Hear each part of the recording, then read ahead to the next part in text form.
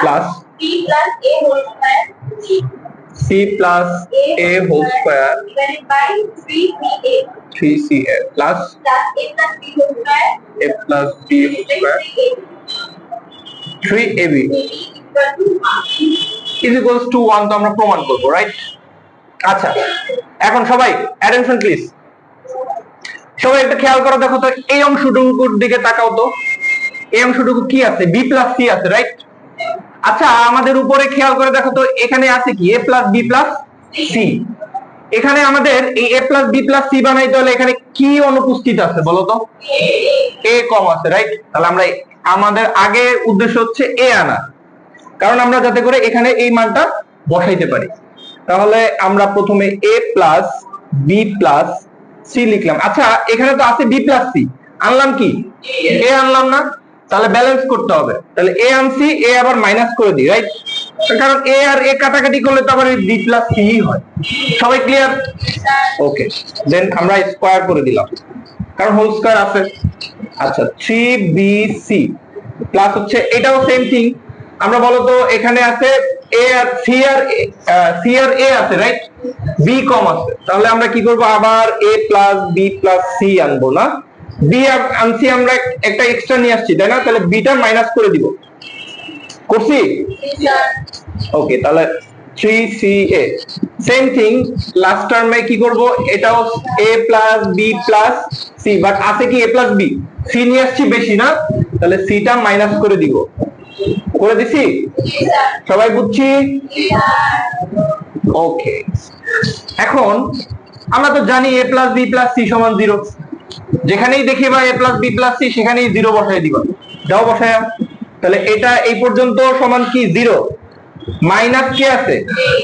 a আছে, এটার উপরে স্কয়ার ডিভাইডেড বাই 3bc, তাই তো?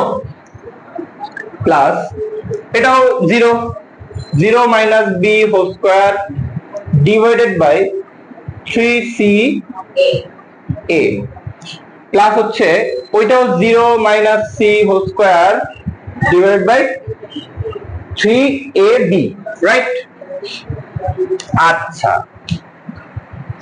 এখন আমরা একটা জিনিস শিখবো, সেটা হচ্ছে 0 থেকে কোনো কিছু যদি বাদ দেই আমরা, লাইক ধরো 0 থেকে আমরা 1 বাদ দিছি, তাহলে কি হবে বলো তো? -1 না? 0 থেকে যদি আমরা কোনো কিছু বাদ দিই ওইটাই হয়, যেটা বাদ দিব ওইটাই হবে। মাইনাস থাকলে মাইনাস হবে, আর প্লাস থাকলে প্লাস। আচ্ছা, যদি 0 এর সাথে +1 করি তাহলে +1 হয়, তাই না? আর যদি -1 করি তাহলে কি? আচ্ছা, যদি 0 থেকে যদি আমরা a বাদ দিই তাহলে কি হবে? Minus a।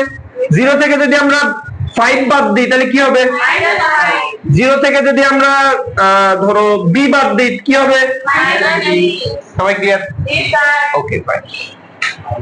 তাহলে এই কনসেপ্টটা সবাই ক্লিয়ার? তাহলে বলো তো আমাদের 0 থেকে a বাদ দিলে মাইনাস a।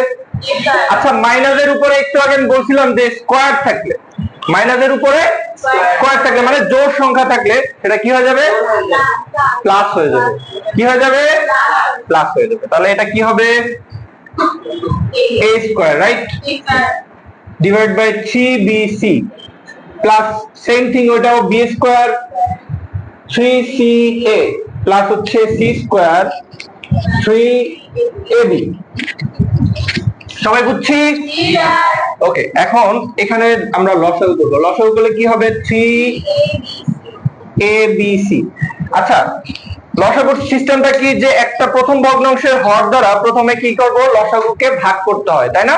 তাহলে ভাগ করলে 3bc কে আমরা 3abc দ্বারা ভাগ করলে কি হবে বলো তো? bc bc কাটা, 3 3 ও কাটা, থাকে কি? a কে দিয়ে a স্কয়ার কে গুণ করব, তাই না? গুণ করলে কি হবে? a কিউব হয়ে যাবে। তাহলে এটা হবে a কিউব, ওইটা হবে b কিউব, মানে b কিউব, তাই তো? আর পরেরটা কি হবে? ডেফিনেটলি c কিউব, তাই তো? একটু আগে আমরা একের 13 ক নাম্বার অঙ্কে আমরা শিখছিলাম a cube plus b cube plus c cube কি সমান 3abc প্রুফ করছিলাম না? আমরা ওইটা 1 নং দ্বারা আমরা, যেহেতু এটা একই সৃজনশীলের মধ্যে আসবে, একটা c কিউবের মধ্যেই আসবে এটা, সো আমরা কি করব? ক থেকে প্রাপ্ত a cube plus b cube plus c কিউবের মানটা আমরা 3abc বসাই দিব। তাহলে এইটুকুর প্রমাণ আর তাহলে আর করার দরকার নেই, ঠিক আছে? তাহলে আমরা কি লিখবো এটাকে, 3ABC, আর নিচে তো আমাদের 3ABC তো আছেই, তাই না? 3ABC। আচ্ছা, এইটা কোত্থেকে আসছে আমাদের? ক থেকে প্রাপ্ত, না? সাইড নোট লিখে দিব। ওকে, তাহলে ক থেকে প্রাপ্ত আমরা কি পাইছি? a cube plus b cube plus c cube সমান কত পাইছি? 3abc। তাহলে এটা একটা কাটা, এটাই রাইট সাইড আমাদের প্রুভ করতে বলছে, রাইট? ওকে, সবাই এখন তুলে ফেলো, ফার্স্ট তুলে ফেলবা, মাত্র সময় মাত্র 2 মিনিট।